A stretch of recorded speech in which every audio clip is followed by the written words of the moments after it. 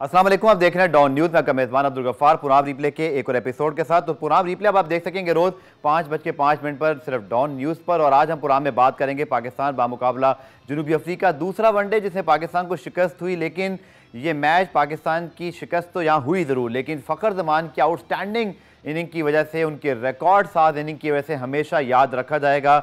और तनहा फ़खर जमान ने कल पाकिस्तान टीम की नैया पार लगाने की कोशिश की और एक ऐसी इनिंग खेल गए जो कि वर्ल्ड रिकॉर्ड्स की भी जीनत बनी। उसके साथ साथ जो उनकी फाइटिंग स्पिरिट थी, जिस तरह वो साउथ अफ्रीका के मजबूत बॉलिंग अटैक का उन्होंने डट कर मुकाबला किया, ये याद रखे जाने के काबिल है।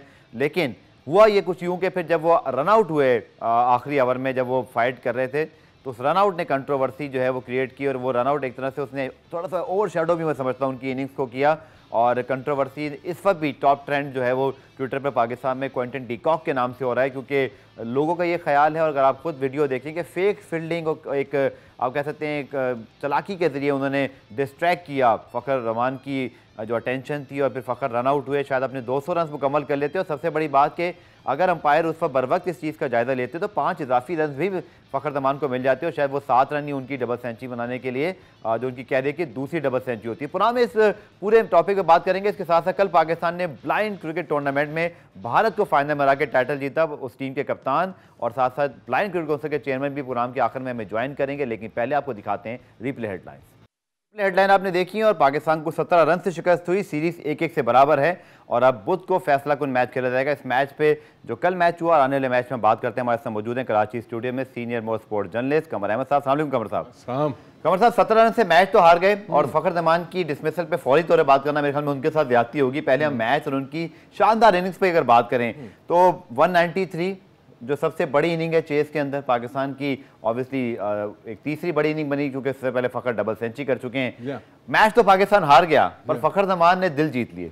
इस तरह से मैच में अगर आपको शिकस्त हो जाए आपकी टीम को तो अफसोस नहीं होता है, इसलिए कि जिस तरह से फाइटिंग करके पाकिस्तान ये मैच हारा है, और जिसका सेहरा जाता है फ़खर जमान को, जिन्होंने absolutely stunning beautiful paced inning खेली और तकरीबन लाके लबे बाम पहुंचा दिया पाकिस्तान को मैच जीतने के। ठीक, एब्सोल्युटली फैंटास्टिक। जितनी भी तारीफ़ की जाए फ़खर जमान की वो कम है। अक्सर व बेशतर वो इस तरह की इनिंग खेलते हैं। कुछ अरसे पहले वो आउट ऑफ फॉर्म हो गए थे, लेकिन वो जब भी इस तरह की इनिंग खेलते हैं, मैं समझता हूँ 7-8 सेंचुरी तो उन्होंने बनाई हुई है, बिल्कुल बनाई हुई है ओडी में। तो पहले भी डबल सेंचुरी स्कोर कर चुके हैं वनडे के तो अंदर। मैं वो काफ़ी यानी अट्रैक्टिव लुकिंग बैट्समैन है, अटैकिंग बैट्समैन है। He takes his risk and chances, ठीक है, and but still he makes runs. That is what you need के 50 ओवर के मैच में या 20 ओवर के मैच में रन बनाना और टारगेट सेट करना। तो फ़खर जमान ने जिस तरह खूबसूरत बैटिंग का मुजाहरा किया, बहुत ही वैल्यूबल इनिंग्स खेली, अमेजिंग परफॉर्मेंस। बिल्कुल आपने ठीक कहा, अमेजिंग परफॉर्मेंस है वाकई। और यहाँ तक कि हरीफ टीम भी जब दाद दे, और आपने देखा कि कल फ़खर जमान, बल्कि बड़े मज़ेदार चीज़ है कि भारत में ट्विटर पर टॉप ट्रेंड पे फ़खर जमान का नाम ट्रेंड हो रहा था। तो ये क्रिकेट की या उस इनिंग की पावर है कि दुनिया भर में जो क्रिकेट फ़ैन है वो इस इनिंग को डिस्कस कर रहे थे, इसको हाईलाइट कर रहे थे। कल पाकिस्तान को जो शिकस्त हुई, पहले आपको पैकेज दिखाते हैं। पाकिस्तान ने अच्छी फाइट की, बस 17 रन से मैच हारा। रिपोर्ट देखिए, फिर आके कमर साहब से बात करते हैं। तो कल का ऑब्वियसली तमाम जो मैच पे बात की जाएगी फ़खर जमान पे ही शुरू होती है। लेकिन कमर भाई, अगर बहुत ऑनेस्टली अगर एनालिसिस करें, obviously Pakistan concede too many run, 341 एक बड़ा टोटल बन गया। गो कि इस विकेट पे 434 भी चेज हुआ है। वह साउथ अफ्रीका और ऑस्ट्रेलिया का जो फेमस मैच था, जो सबसे बड़ा ओडीआई आज तक तस्वुर किया जाता है, बड़ा समझते हैं फ़खर ने बहुत जान मारी, फिर भी मैच फिनिश नहीं हुआ। एग्जैक्टली टर्निंग पॉइंट आपके ख्याल में क्या था? I think Pakistan concede too many run. I think एक तो टारगेट बहुत ही डिफ़िकल्ट, हर मैच में इस तरह का टारगेट सेटअप नहीं होता है कि 300 से ज़्यादा का। अमूमन 260, 270, 280 ये भी एक बहुत बड़ा चैलेंजिंग टारगेट होता है 50 ओवर के मैच में। लेकिन आजकल जिस तरह की बैटिंग करने लगे हैं लोग T20 और वनडे इंटरनेशनल वगैरह में, तो ये अटेनेबल टारगेट होता है। आज मैं समझता हूँ कि बहुत ही करीब पाकिस्तान यूँ भी आ गया कि जैसे हमने पहले बात की फ़खर जमान की बैटिंग की वजह से, लेकिन ये बहुत ज़रूरी है कि टारगेट चेस करने के लिए रन के एवरेज को बरकरार रखने की ज़रूरत होती है। ठीक है, अगर उसमें ज़रा सा भी कोताही हुई तो फिर यू हैव टू चेज़ के एक ओवर में 15 रन, 12 रन, 16 रन, 10 रन, इस तरह वो फ्लक्चुएट करता रहता है। मैं समझता हूँ कि पाकिस्तान ने बहुत ज़बरदस्त इस चैलेंजिंग टारगेट को चेस करने की कोशिश की। 17 रन से हार गए, ये कोई बड़ी बात नहीं है, लेकिन एडमायरिंग बात यह है कि, और बहुत ही एडमायरेबल कि ये टारगेट के बिल्कुल करीब आ गए मैच जीतने के। जी, वो आपने जो बात की ना कि अगर फाइट करके हारे तो हमें भी मजा आया, और फैंस भी इसको बड़ा लाइक करते हैं। देखिए कल फैंस ने बिल्कुल भी मायूसी का इजहार नहीं किया, बिकॉज दे थिंक के बहुत अच्छी फाइट की है। पुराने में करते हैं ब्रेक से, जब वापस आएंगे तो फ़खर जमान की इनिंग्स और फिर जो कंट्रोवर्सी इस वक्त पूरी दुनिया भर के दुनिया क्रिकेट में डिस्कस हो रही है, और एक अपडेट भी अभी कुछ देर पहले मुझे मौसूल हुई कि ICC की जानिब से किसी किस्म का एक्शन लिए जाने का इम्कान नहीं है, और मैच ऑफिशियली समझते हैं कि क्विंटन डिकॉक की जो एक्ट था वो किसी तौर पे भी किसी कानून की खिलाफ वर्जी नहीं। बट आपको वीडियो दिखाएंगे, आपको एक्सपर्ट ओपिनियन भी दिखाएंगे, आप खुद भी फैसला कीजिएगा इस शॉर्ट ब्रेक के बाद।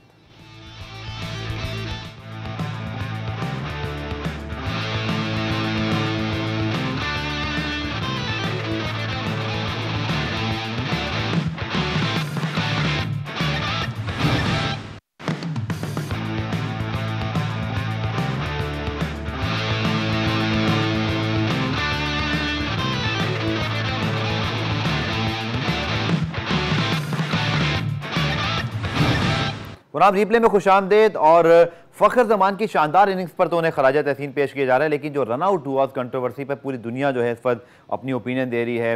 एलन विल्किंस बहुत रनाउंड जो है वो ब्रॉडकास्टर हैं, इसी तरह रदरफोर्ड जो कि वेस्ट इंडीज़ के प्लेयर PSL खेलने आए थे, वक़ार यूनुस ने भी कहा कि क्या ये जो रन आउट के अंदर जो क्विंटन डिकॉक ने जो एक डिस्ट्रैक्ट करने की कोशिश की, या जो उनकी स्माइल है, क्या इसका क्या मतलब हो सकता है। आपके सामने ये सारे ट्वीट्स भी हैं, सारे रिएक्शन आए। आपको पहले रिपोर्ट दिखाते हैं कि एग्जैक्टली इस वीडियो में हुआ क्या, फिर आके कमर साहब से भी बात करते हैं, एक फॉर्मर टेस्ट अंपायर भी हमें ज्वाइन करेंगे। तो जैसे शुएब अख्तर ने भी कहा कि शायद, जैसे मैंने आपको अपडेट भी किया कि मैच ऑफिशियल्स ने इसका जायज़ा लिया, और अभी हमें ये बड़ा बावसूख ज़राए से पता चला है कि कोई एक्शन तो नहीं लिया जा रहा, but it's not come as a good test. और कमर साहब तो मौजूद है। कमर साहब, मियाँ असलम साहब ने हमें ज्वाइन किया है, फॉर्मर टेस्ट अंपायर हैं और आप उनको जानते हैं बहुत अच्छी तरह। मियाँ साहब बहुत बहुत शुक्रिया। आप क्या एक्सप्लेन करना चाहेंगे, कुछ गाइड जरूर कीजिएगा। जैसे शुएब अख्तर भी कह रहे हैं कि शायद लॉज में ना पकड़े जाएं, शायद जो है वो शायद उनके ऊपर मैच रेफरी भी एक्शन ना ले, but spirit of the game और स्पेशली अगर लॉस के हवाले से आपकी क्या राय है सर, जो कल डिकॉक ने जो आखिरी रनआउट जो हुआ उस पर जो कुछ करना चाह रहे थे, डिस्ट्रैक्ट किया उन्होंने? मेरी राय तो ये है जी कि ये जो ऑन फील्ड अंपायर होते हैं ना, जी वो ज्यादा बेटर समझते हैं इस चीज को, इस वास्ते कि उसने, मेरा ख्याल है कि जो मैंने नोट किया है उसने बॉलिंग फील्डर को बोला कि थ्रो करो बॉलिंग एंड की तरफ, जहाँ से मतलब है नजदीक है, लेकिन उसने थ्रो कर दी उस तरफ, तो वो फर्ज माँ उसकी इस बात से पीछे की तरफ देखा है तो वो गलती में रन आउट हो गया है। तो इसमें जो फील्ड अंपायर होते हैं ना, उनको ये बड़ी मतलब बारीकी से देखना चाहिए कि आया ये इसमें जो चीटिंग भी होती है, समझे नहीं पाता। तो ये लेकिन टीवी में तो कोई ऐसी चीटिंग नजर नहीं आ रही जो मैं समझूं कि उसने कोई ऐसी जानबूझ के की है। अच्छा, लेकिन एक चीज मियां साहब मैं आपसे जानना चाहूंगा, फिर कमर साहब की राय भी ले लेते हैं कि फ़खर जमान उस एक्ट की वजह से, हालांकि उन्होंने खुद तस्लीम किया है, फ़खर जमान का बड़ापन, इतनी बड़ी इनिंग खेल के भी जब आप 200 रन ना बना पाए तो शायद आप कुछ भी कह सकते हैं, बट उन्होंने माना कि मेरी गलती थी, मुझे पीछे मुड़ के नहीं देखना चाहिए था। बट आप समझते हैं कि क्विंटन डिकॉक ने, चूंकि थ्रो भी उनकी तरफ ही आ रही थी, रन आउट भी उनकी तरफ हुआ, बट वो कह रहे थे कि दूसरे एंड की तरफ, तो डिस्ट्रैक्ट अगर उन्होंने नहीं भी किया वो हो गए। अब ये बारीकी बहुत है इस लॉ के अंदर। बारीकी तो बिल्कुल है, लेकिन जो फील्ड अंपायर होते हैं ना जी, ये उनका काम होता है, ठीक है, ये चीटिंग के मसले में तो नहीं आता कई बात। चलें, मियां साहब की राय तो जो है वो डिकॉक के हक में। कमर साहब आपकी क्या राय है, क्योंकि बहुत सारे लोग स्पेशली मेरे राय तो ये है जी कि ये कोई जानबूझ के केस नहीं हुआ, जानबूझ के नहीं हुआ। एक्चुअली वो जो डिकॉक उसका एक्शन देख लें, वो उसको कह रहा है कि बॉलिंग एंड की तरफ थ्रो करो, जो एक्शन में नजर आ रहा है उसने थ्रो उस तरफ। मियां साहब जो उनकी मुस्कुराहट थी आखिर में, वो थोड़ी मायने खेज लग रही है। नहीं, वो तो फिर देखे ना, बातें तो जितनी मर्जी आदमी समझ ले जी वो हो जाती है। चलिए, आपका ओपिनियन मियां साहब आ गया, मैं कमर साहब की राय लेता हूँ। कमर साहब, आपके सामने वो मदादिर इस पर टीवी पे भी चल रहे हैं और पाकिस्तानी फैंस तो बहुत ही नाराज हैं डिकॉक से कि स्पोर्ट में स्पिरिट की खिलाफ वर्जी है, या इतनी बड़ी इनिंग के बाद कम अज कम उस तरह चलें। मियां साहब की भी बात में मान लेता हूँ, लेकिन कमर साहब इतनी बड़ी इनिंग के बाद एप्रिसिएशन करने के बजाय एक मायने खेज अंदाज से मुस्कुरा के देखना, कम अज कम जाती तरह मुझे भी लगा कि ये फ़खर जमान डिजर्व नहीं करते थे, ये deserve better send off by de Kock, जो खुद इतना बड़ा नाम है। देखिए, मियां असलम ने जो अभी बात की ना कि ऐसा नहीं लगता है कि धोखा दिया है, चीटिंग की है, I think he is right. ठीक है, दो तीन चीज़ें हैं इसमें। ओके, वो ये कि law makers for hundreds of years वो MCC के लोग हैं। जी हाँ, उसको इंटरप्रिटेशन करने वाले, उसको ट्रांसलेट करने वाले प्रैक्टिकल शेप के अंदर वो ICC और उसके अपॉइंटेड अंपायर्स होते हैं। ठीक है। तो आजकल के ज़माने में अंपायर्स टेस्ट क्रिकेट में, वनडे में, T20 में भी बेइंतहा गलतियां करने लगे हैं और काफ़ी तनकीद का निशाना भी बनने लगे हैं। लेकिन इस केस के अंदर मैंने 2-3 चीज़ें कही कि फ़खर जमान खुद कह रहा है कि ये मेरी गलती है। हाँ, ग्रेसफुली उन्होंने मैं समझता हूँ कि यह फ़खर जमान की बहुत बड़ी गलती है कि जब वो एक दहाने पे पहुँच गए हैं डबल सेंचुरी बनाने के, और उनको पता होना चाहिए एज ए इंटरनेशनल बैट्समैन, ठीक है, कि एक पहला सिंगल क्विक लेते हैं दूसरा सिंगल लेने के लिए, बिल्कुल ठीक अगर अपॉर्चुनिटी है।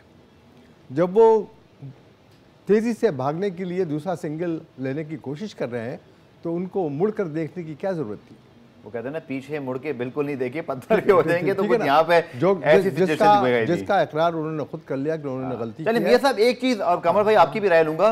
कुछ लोगों ने इसको ना स्ट्रीट स्मार्ट क्रिकेट से भी तशबीह दी है। कुछ लोग अगर इसको डिफेंड करें, मियां साहब आपका ओपिनियन तो मुझे मिल गया and I respect your opinion, but क्या अगर कुछ लोग ये कह रहे हैं कि इस तरह थोड़ा सा बैट्समैन को ब्लफ करके, थोड़ा सा चालाकी दिखा के उसको आउट कराया जा सकता है, और ये तो एक पहले भी होता रहा है, शायद धोनी की लोग बात कर रहे थे, कुमार संगकारा, कुछ लोगों ने जावेद मियांदाद के हवाले से ये तो निकाले कि वो कहते हैं कि थोड़ा तंग किया करते थे फील्ड में। आप अंपायर हैं, ये जो तंग करना है, या जो अगर अगर अगर टॉन्टन डिकॉक की इंटेंशन होती, इंटेंशन को तो हम सपोर्ट नहीं कर सकते ना, अगर कोई इस चीज को समझ रहा है तो कीपर ने वो तो नहीं है, बॉलर को बॉलिंग एंड की तरफ जो मैं समझाऊं। अब उसको उसने फखर जमान तब पीछे देखा है, उसने सोचा कि मेरा जो रनर है वो ना रन आउट हो जाए, ठीक है, तो वो पीछे की तरफ देखा है। ठीक है ना जी? जी। ये इसमें बड़ी लॉजिक है। लेकिन जो फील्ड अंपायर हैं वो बेटर समझते हैं इन चीजों को, जो वो नजदीक होते हैं। लेकिन मियां साहब, लेकिन अगर कोई फील्डर, अगर कोई समझ रहा है, आपसे आखिर में फिर जानना चाहूंगा, गाइड कीजिएगा, अगर कोई ये समझ रहा है कि क्विंटन डिकॉक ने जो किया वो इसीलिए किया था कि रन आउट वो करना चाहते थे, मतलब अगर कोई समझ रहा है कि ये ठीक है तो गलत है, ये गलत है, ये बिल्कुल। अगर डायरेक्ट थ्रो ना लगती तो फिर क्या होता है, ये मुझे ये बताएं। बिल्कुल ठीक है। देखिए ना, अगर वो पीछे की तरफ देखा है, अगर डायरेक्ट थ्रो ना लगे तो फिर क्या करेगा वो? ठीक है मियां साहब, बहुत बहुत शुक्रिया आपके ओपिनियन का। पुराने ब्रेक शामिल करते हैं, ब्रेक से जब वापस आएंगे। अब तीसरे मैच में पाकिस्तान टीम के पास क्या ऑप्शन है? साउथ अफ्रीका के 5 प्लेयर वापस जा रहे हैं, शादाब खान भी इस सीरीज से बाहर हो गए हैं, बल्कि जिम्बाब्वे सीरीज से भी। तो पाकिस्तान के पास क्या ऑप्शन है तीसरे मैच के लिए, डिस्कस करेंगे शॉर्ट ब्रेक के बाद।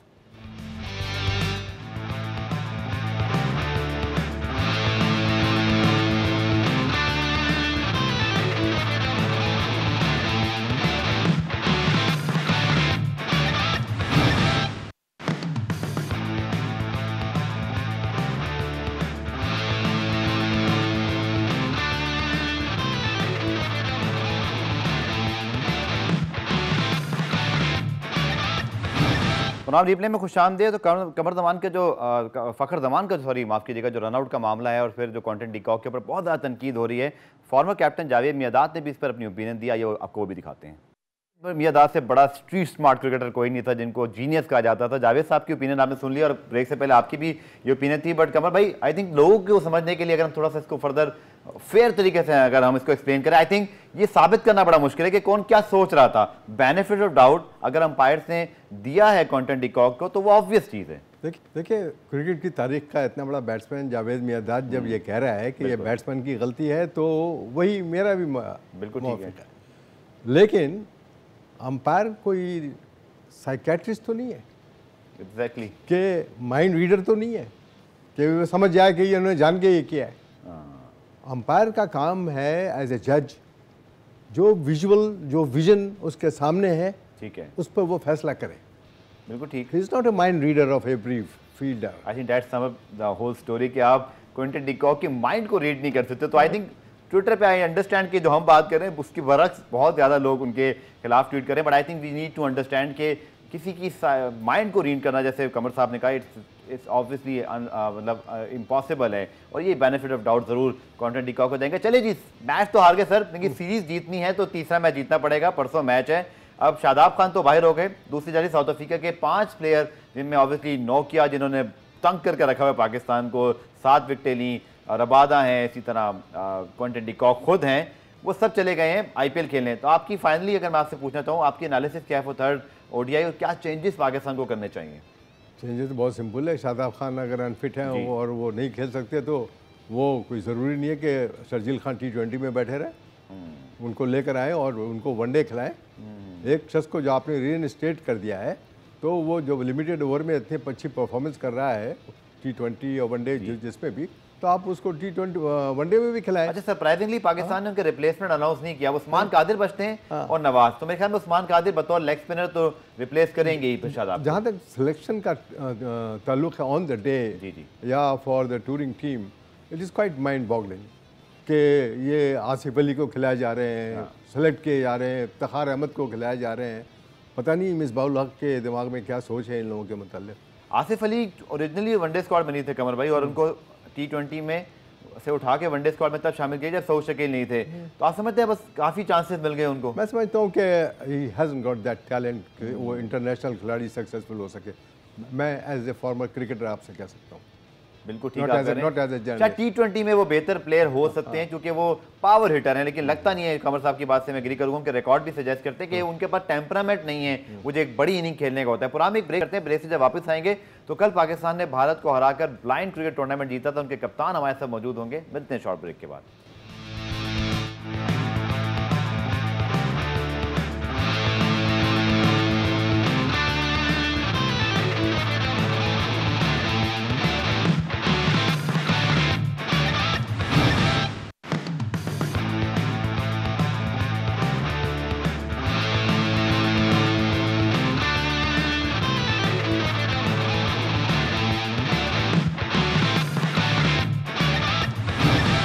तो पाकिस्तान जुल्फिकार सीरीज की तो हमने बात की, और बात करते हैं पाकिस्तान बामुकाबला भारत जो कल ब्लाइंड क्रिकेट टूर्नामेंट का फाइनल हुआ ढाका में, जिसमें पाकिस्तान ने कामयाबी हासिल की। पहले आपको रिपोर्ट दिखाते हैं, फिर इनके कप्तान हमारे साथ मौजूद होंगे, उनसे बात करते हैं। तो पाकिस्तान ब्लाइंड टीम की हमेशा की तरह अच्छी कारकर्दगी। कमर साहब, जब भी इस टीम को मौका मिला, वर्ल्ड चैंपियन भी रहे हैं, रनर अप रहे हैं, एक और बड़ी अच्छी परफॉर्मेंस, लेकिन आप समझते हैं जितना इनकी अप्रिसिएशन होनी चाहिए, चाहे वो मीडिया की हद तक हमारी बात कर लें या गवर्नमेंट या PCB, ज़रूर इनकी हौसला अफजाई होनी चाहिए, रिवॉर्ड मिलना चाहिए, क्योंकि पहले इतनी मुश्किल हालात से गुजर के यहाँ तक पहुँचते हैं। ये देखिए, बहुत ज़रूरी है कि इंकरेजमेंट हो ऐसे लोगों की जो कि स्पेशल लोग हैं, और ख़ासकर ये स्लाइटली इम्पेयर्ड विजन जिनका है, उसके बावजूद ये लॉरेल और ऑनर्स पाकिस्तान के लिए लेकर आते हैं। तो मैं समझता हूँ कि इनकी बड़ी हिम्मत अफजाई होनी चाहिए, इंकरेजमेंट होना चाहिए। ठीक है, जिस तरह औरतों के खेल की हिम्मत अफजाई और इज़्ज़त अफजाई हम लोग करते हैं, बिल्कुल ठीक है, तो इस तरह इनको भी इंकरेज करना चाहिए ताकि इनको प्रमोट करके और ये हमेशा इसी तरह से टूर्नामेंट्स, चैंपियनशिप वगैरह जीतते रहे। बिल्कुल, कल जब पाकिस्तान मैच हारा था लोग, लेकिन उस वक्त भी बहुत अप्रिशिएट करते हैं ब्लाइंड टीम को। उनके पाकिस्तान ब्लाइंड क्रिकेट काउंसिल के चेयरमैन सैयद सुल्तान शाह हमारे साथ बांग्लादेश से मौजूद हैं। सुल्तान साहब, मुबारकबाद, आपकी टीम ने बल्कि हमारी टीम ने कामयाबी हासिल की, और क्या कहेंगे ये भी मैं ज़रूर पूछना चाहूँगा आज सिर्फ मुबारकबाद के अलावा भी कि कितनी मेहनत करते हैं आप लोग कि इनको गैदर करना, इनको पूरे पाकिस्तान से ये प्लेयर इकट्ठे होते हैं, फिर इनको टीम की शक्ल मिलती है, फिर ये जीतते हैं, ये इतना आसान तो नहीं है सब कुछ।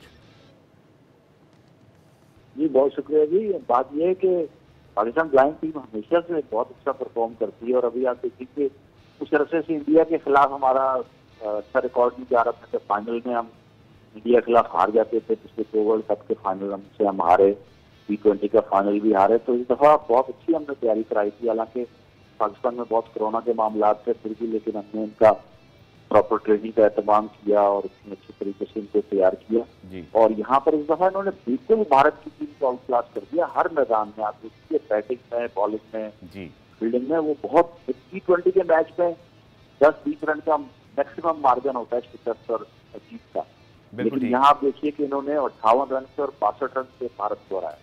तो बहुत शानदार कारकर्दगी है और मैं बड़ा खुश हूँ, और बहुत अर्से बाद एक अच्छी खबर। और जो कमर साहब बात करते हैं सुल्तान भाई कि एप्रिसिएशन होनी चाहिए, आप लोगों ने भारत को 2 दिन में 2 मरतबा हराया, टूर्नामेंट जीता, तो मैं जरूर जानना चाहूंगा कोई एप्रिसिएशन, कोई आपको कॉल, मतलब कोई आपको हौसला अफजाई हुई पाकिस्तान से अब तक? देखिए जी, माँ सिवाय हमारे जो स्पोर्ट्स जर्नलिस्ट दोस्त हैं उन्होंने ट्विटर पे ट्वीट किए हैं, मुबारकबाद के लिए कॉल की हैं, लेकिन किसी हुकूमती आदमी ने हमें अभी तक जो है वो कोई कॉल नहीं की, ना पूछा कि हाँ साहब आपने बड़ा अच्छा काम किया।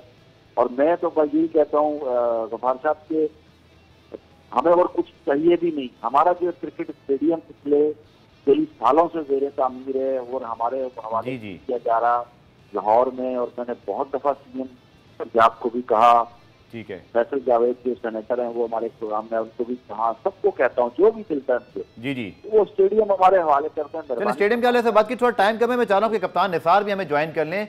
निसार अगेन आपको मुबारकबाद। और जीत की खुशी तो होती है, बट जैसे निसार साहब कह रहे थे, सुल्तान साहब भी, कमर साहब भी, कि अप्रिसिएशन, रिवॉर्ड या अगर आपकी हौसला अफजाई हो तो फिर आप मुस्तकबिल में और अच्छी कारकर्दगी दिखाने के लिए आप तैयार हो जाते हैं। तो थोड़ा सोच होता है जब इस तरह अप्रिसिएशन नहीं होती। भारत को हराया आपने, पाकिस्तानी खुश भी बहुत थे, आप लोगों की वीडियो भी बड़ी वायरल हुई, वो जो आपने एक सेल्फी के साथ वीडियो बनाई थी, बट चाहते हैं हौसला अफजाई हो, कोई इसमें आपको इनाम भी मिले। जी निसार, आपको आवाज़ आ रही है? निसार कुछ निसार को आवाज़ नहीं आ रही, पर कमर भाई जैसे जी निसार प्लीज़ बोलिएगा। जब इंडिया के खिलाफ भी आपका मैच होता है तो उसमें अगर आपकी टीम जीतती है तो उसमें यकीनन सिर्फ आपको ही नहीं बल्कि आपके पूरे मुल्क को, कौम को खुशी होती है। तो ये खुशी का मौका है, तो यकीनन खिलाड़ियों को अप्रिशिएट करना चाहिए और उनको रिवार्ड मिलना चाहिए। इसमें तो जाहिर सी बात है कि जब आप इतनी बड़ी अचीवमेंट करते हैं तो उसके बदले में आपको रिवार्ड जरूर मिलना चाहिए। ठीक है सुल्तान साहब और निसार, आप दोनों का बहुत बहुत शुक्रिया। और मेरी प्रोग्राम के तवज्जो से ये, और कमर साहब आप भी शायद कहना चाहेंगे कि जो हमारे हुकूमती ओहदेदार, इवन पीसीबी ने ट्वीट किया, अच्छी बात है, पीसीबी बहुत सपोर्ट करता भी है इनको, बट आई थिंक कुछ वही इतने रिच बोर्ड है, थोड़ा बहुत अगर हौसला अफजाई होनी चाहिए, क्योंकि इन प्लेयर्स की फाइनेंशियल बैकग्राउंड भी इतने तगड़े नहीं होते, ये कोई बहुत बड़े बैकग्राउंड से नहीं आते, तो कहीं से हौसला अफजाई होनी चाहिए। आप मुत्तफिक हैं? हर तरफ इनामात और रिवार्ड बढ़ रहे हैं पाकिस्तान में, तो इन्होंने क्या वो जी हाँ, कोई गलत अच्छा ही काम किया है ना। भारत को दो मरतबा हराया, भारत को 2 दफे शिकस्त दी है और चैंपियनशिप जीत कर आ रहे हैं। इनकी तो हौसला अफजाई, इज़्ज़त अफजाई सब कुछ करनी चाहिए। चलें कमर साहब, बहुत बहुत शुक्रिया। और हमारी भी पूरी कोशिश होती है कि जब भी खास ब्लाइंड टीम जो है वो या इसी तरह स्पेशल बच्चे कुछ करें तो हम ज़रूर उस चीज़ को हाईलाइट करें। उम्मीद है कि इस प्रोग्राम को देखने के बाद गवर्नमेंट या पीसीबी से कुछ ज़रूर हौसला अफजाई के हवाले से सोचा जाएगा। प्रोग्राम रिप्ले आज देखने का शुक्रिया। कल दोबारा से मुलाकात होगी, तब तक के लिए अल्लाह हाफ़िज़।